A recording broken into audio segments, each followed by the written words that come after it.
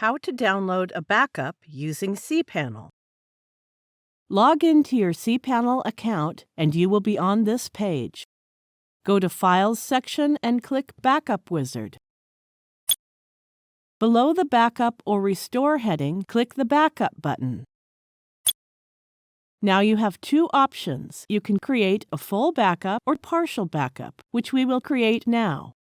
Let's create a backup of home directory only. Click the Home Directory button. The download of backup has started. Open the downloaded file. Now you can see the downloaded backup data on your system. From the Backup Wizard interface, you can download a backup of MySQL databases, email forwarders and filters, and a full backup. Thank you for watching.